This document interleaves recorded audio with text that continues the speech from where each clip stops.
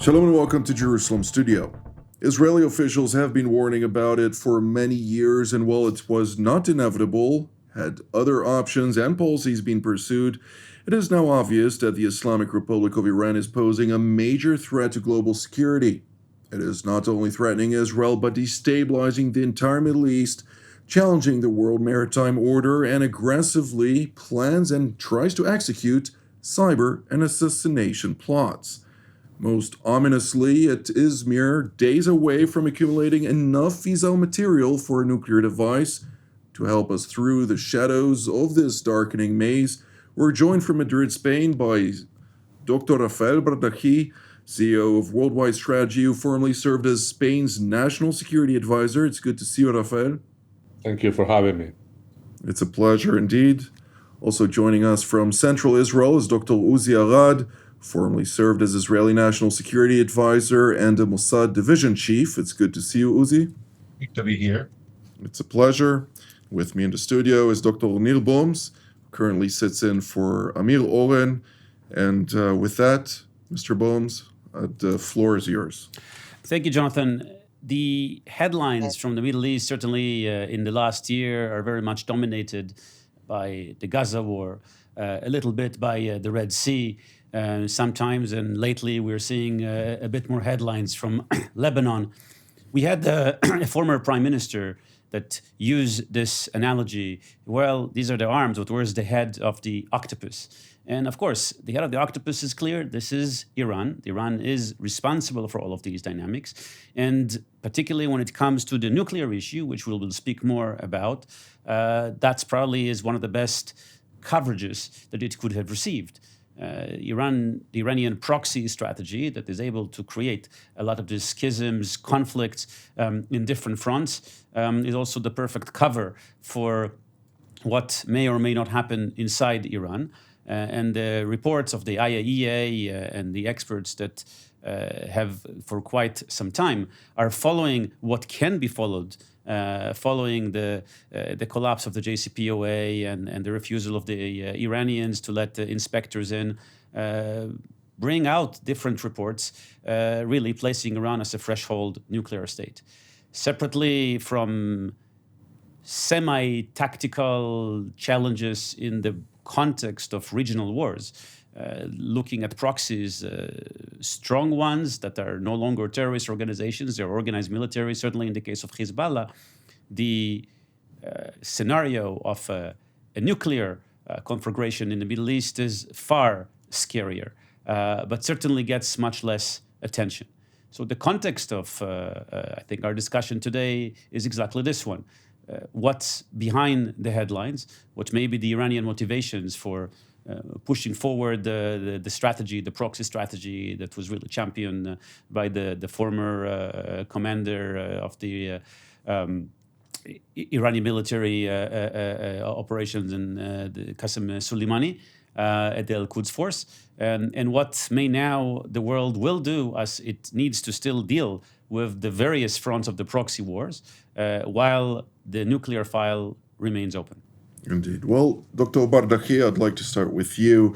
Last week you were here in Israel heading the High Military Council, or the High Military Group, and you had, of course, the team with you, a group of top and senior military officials, some of the greatest minds in the United States, Canada, Europe, and elsewhere, during the course of which you got a broad understanding on the different complexities, not that you were lacking in knowledge on that front to begin with. Nonetheless, within that context, the fog of war is raging. Everybody is focused on multiple fronts, but some fronts more deliberate than the others. All the while, the Islamic Republic of Iran is racing forward, full steam ahead on its tracks towards a nuclear device. What is the attention span to be able to contend with such a dangerous development at a time when so many other fronts are active?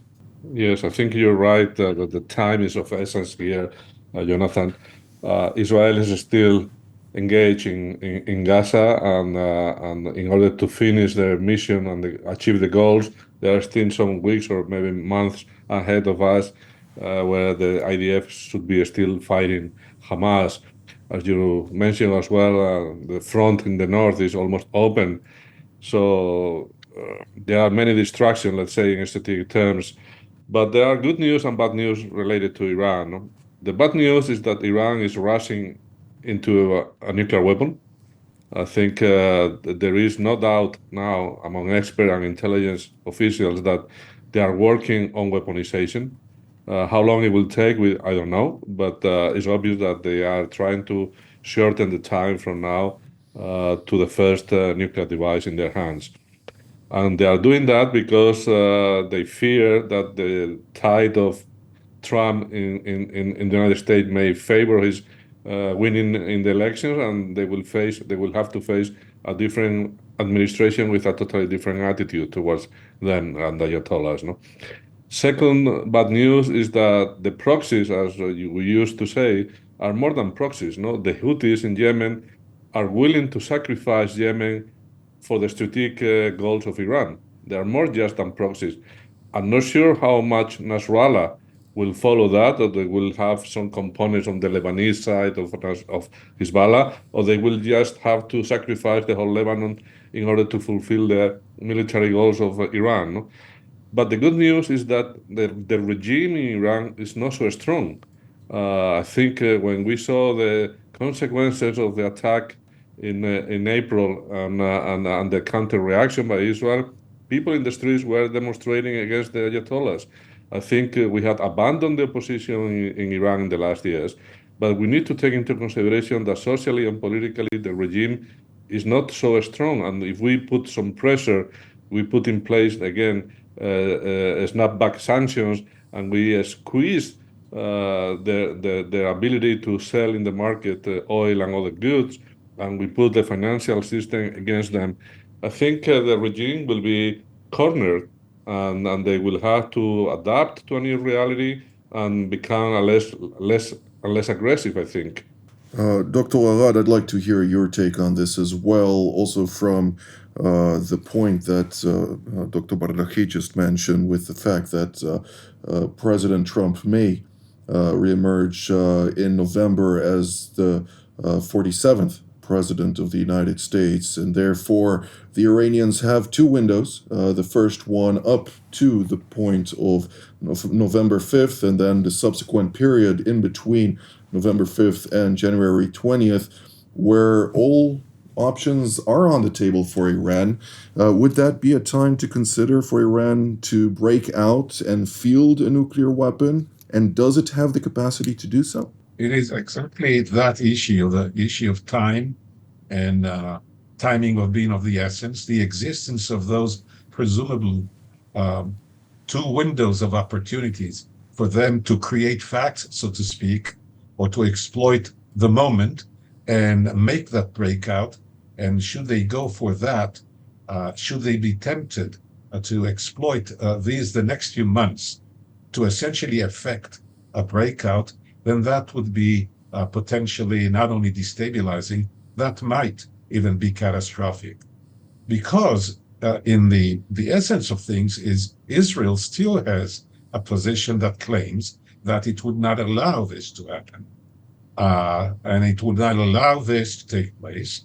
And also there is the anticipation that the American administration, any American administration, would abide by that position.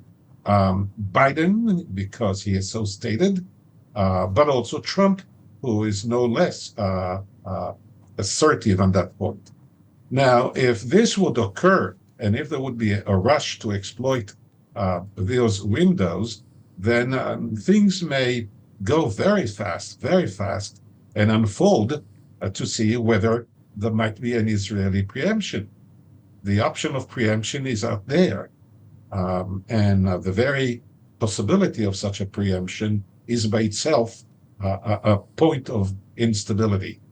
Now, you mentioned the fact that we rely on reports from Vienna and so forth.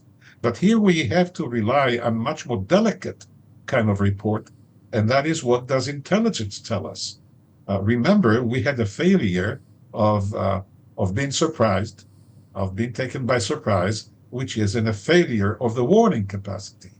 But here it becomes vital that we have a warning capacity about the exact state of affairs in Tehran, what is the Iranian calculus at this very moment, and what it is that the Iranians are doing. It is vital that we know, because if we are, as you said, in a fog of knowledge, then therefore we have to factor that into that and not take risk, which is even more destabilizing. So I think that we are moving into a very precarious point, which could possibly let things develop in a way that may, in the final analysis, not to the benefit of neither the Iranians nor their proxies, and even not to us. But this is in the nature of things. So I do not have intelligence myself, but I certainly hope to God that those who should make a decision have it and will act in time in the most responsible way. Absolutely. Dr. Boms, I'd like to hear your perspective on this as well. But also, when I speak with various intelligence officials, both in active duty as well as formers, the majority of them are quite confident about a certain timeline. They don't vary very far apart from one another, but there is some deficit in between their various analyses. Nonetheless, they are all very confident. Now, when intelligence officials, be they Israeli, European, or American, or Australian for that matter, it raises questions in my mind. Are you ready for the small percentage that you're wrong? And if so, are you still living within that concept or misconception, for that matter, that was true for Israel during October 6th to the morning of October 7th? One of the things that this country had learned after October 7th, that we need to challenge our basic assumptions. And certainly when it comes to the possibility of a threat or a scenario, a black swan that we may have not anticipated. But the dilemma that is here on the table is the one between weapons of mass destruction and weapons of mass detraction. It is clear that part of what the dynamic that we have here is that attention is pushed somewhere else, and the Iranians were able to do that very successfully and aptly with the network of proxies that were able to create friction and conflicts all throughout. Again, this is not just in an Israeli context. This is a regional context. This is also an international context, particularly in the context of the arena in the Red Sea. And therefore, that puts two dilemmas. One, again, attention is veered away from what's happening inside Iran, and some of the intelligence energy are now need to be consumed in different arenas, because these are imminent, maybe tactical, but still nevertheless essential threats and military and conflict arenas. And second, the military establishments, the security establishments, the political establishments are busy actively fighting these wars. That certainly gives Iran some valuable time to move forward. The intent is semi-clear. There are some, whether Iran wants to remain a threshold state, whether Iran wants to create a breakthrough, whether Iran is going to be content to be just close enough and indicate in order to create a certain threat perceptions and a new balance of deterrence, or whether Iran will be happy to test the first nuclear weapon and then move into whether it will test the second, or whether there's going to be additional red lines in the sand that may or may not be followed through. With the Americans, certainly in the last few years, and just to give one example of Syria, we've had a very clear red line. Bashar al-Assad will not use chemical weapons. And after he used the chemical weapon and he was not reprimanded, and eventually they moved into an agreement of containment, that may have been an interesting example that may be fitting a certain line of policy. Whether following November will be a different line of policy is too early to say. But this is also why the timing of the next 6 months is certainly of the essence. One thing that is vital, and that is that regime. And in this context, Ayatollah Ali Khamenei was perceived by the Shiites in Iran and elsewhere as the interlocutor between the people and al-Mahdi, so-called Muhammad al-Mahdi, the Imam or the hidden Imam in the 12-ers Shiite Islam perspective, calling for the destruction of Israel. Time and again, we cannot allow such a fanatic, deranged individual to gain weapons of mass destruction of any kind, let alone nuclear weapons. But I'd like to ask Dr. Bardaji, a while back you came here on the show and spoke about a meeting you had while being National Security Advisor with President Vladimir Putin of Russia about the concerns with regard to Iran's nuclear program. He responded to you by saying that they're not too concerned because they know Israel would take care of Iran in the event that something like this would happen. Now, we just heard Dr. Arad saying, quote, Israel wouldn't allow that to happen, whether or not it would be true. What is the confidence of those other countries that are counting on Israel and banking on the United States to act at a time when the Iranians are continuing to dig deeper and fortify all of their nuclear capabilities? If it's true that many countries are betting on Israel to solve the nuclear issue of Iran, I have to say that we have been doing the wrong things, because instead of helping Israel to be prepared, ready, equipped, trained, and able and willing to do it, we have been undermining Israel's position, particularly in the last 9 months, actually, since the Gaza war started. No? So I think Israel is in a very difficult situation nowadays, sincerely. I think Iran has been able to achieve the ring of fire as a strategy surrounding the whole country. And because of the Gaza war, the legitimation in the face of many Western countries of Israel, unfortunately, all the movement by the left and also by the American administration, despite all the support that has been given to Israel from Biden, I think Israel is in a tough situation. There are not good solutions here. There are bad options. And we have to wait, and the deciders have to weigh very carefully the pros and cons of any options. And as Arad said, I hope that the people taking charge of decision making in Israel will take the right decision in the right time. But we have to acknowledge that as a Western civilization, as a Western alliance, as Western countries, we have been undermining the situation of Israel lately. You know? Dr. Arad, October 2025 is when the snapback sanction or the snapback possibility mechanism will be expired under UN Security Council Resolution 2231. Do you think that the Europeans are in a position to trigger something like the snapback sanctions in the event that Trump administration re-enters office and demands or urges them intently to do so? Well, I don't know what is the exact direction of European policies on the issues. We have been dismayed, as I said now, by the actions by certain governments that have taken even the position to sever arms supply to us, which is an act of almost of betrayal, I should say so. But this sentiment of us being more isolated and sometimes have to rely more on our own capacities is not a sentiment that is foreign to us. We've been in that corner before.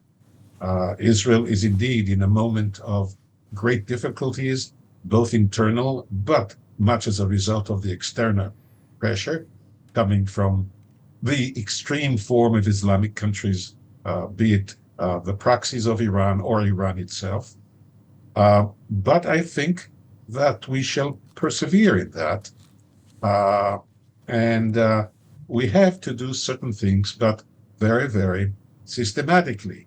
It is necessary, however, that this coalition that be created in the Middle East, this, so to speak, the coalition to block Iran, it is essential indeed that our partners and allies be firm in their position and not act against us.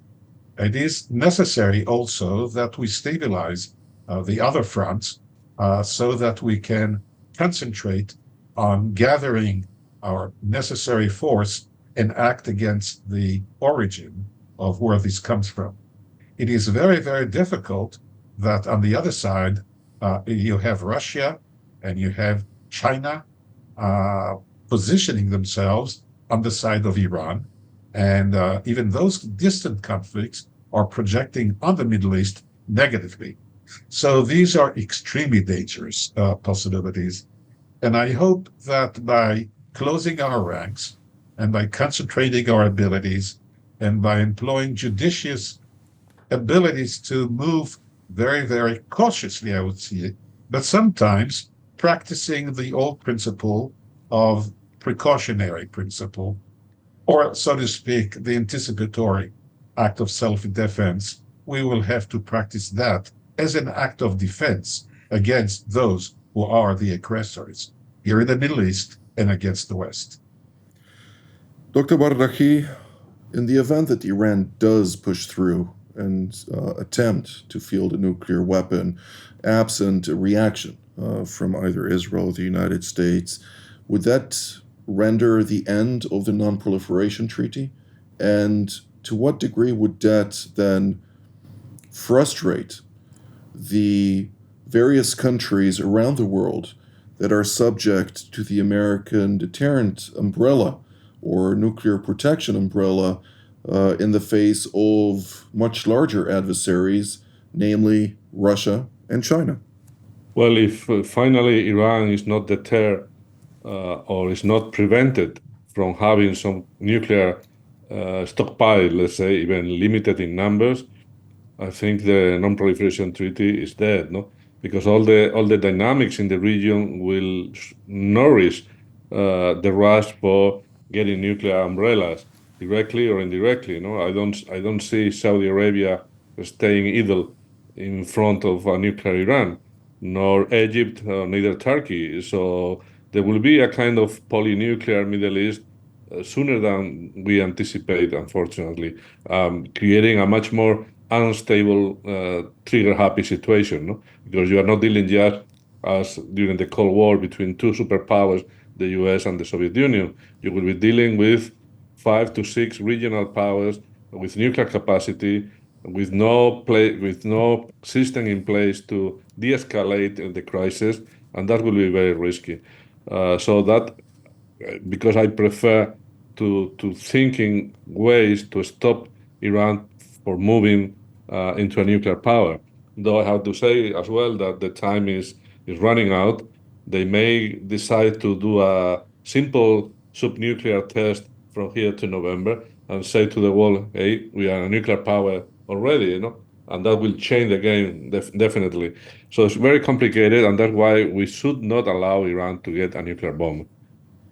Absolutely. Dr. Arad, what would Israel do in the event that something like this evolves into a reality in which multiple countries around the world go nuclear? Naturally, we'll have to reevaluate our own position in the challenges at hand, considering the fact that even Germany had already an open debate about whether or not to turn nuclear itself. And to the surprise of many people in the establishment in Berlin, there was a lot more optimism about the necessity for Germany to turn nuclear. Indeed, this is a scenario that is worrisome because of its becoming global, completely global. And there have been voices mentioned in the last few days about Western fears that indeed it's a matter of a few years for the whole thing to converge into what might be a global conflict and global war because of all those theaters. That is why it is so critical to prevent the matter at the very beginning, at the outset, and introduce those breaks into it. Indeed, the notion is one of prevention. So we should be pursuing that with as much energy, but also there is some room for judicious employment of other instruments of influencing the parties for not going further. As to changing the policies, so far, the Israeli position has been concentrated on prevention, specifically preventing Iran from having nuclear weapons. This is exactly as Rafael had said, the prevention of any movement on the part of Iran to becoming nuclear, whether using that form or another, is the most destabilizing event and could unleash a whole process. So prevention should be employed. There are means to practice and obtain prevention through inducements of different kinds. They exist, but that calls for a firm attitude and a great deal of statecraft on the part of, among others, the Western alliance, and the one which is also threatened by this rise of aggressive Islamic extremist force, which is destabilizing things, not in the Middle East alone, but beyond. Absolutely. This calls for leadership, if we put it plainly. Dr. Boms, last 20 seconds are yours. On April 13, we've seen something unprecedented, when we've seen a whole coalition, including Arab allies, preventing an Iranian attack on Israel. Perhaps in the context of everything we've said, we need to remember that we're not the only ones fighting this, and we need to use our allies in the region and beyond to prevent the head of the octopus from having a nuclear weapon. Mutual interest indeed. This is all the time that we have for today. I'd like to thank Dr. Rafael Bardaji, Dr. Uzi Arad, and Dr. Nir Boms for your insights, and I'd like to thank all of you at home as well. Until our next edition from here in Jerusalem. Shalom.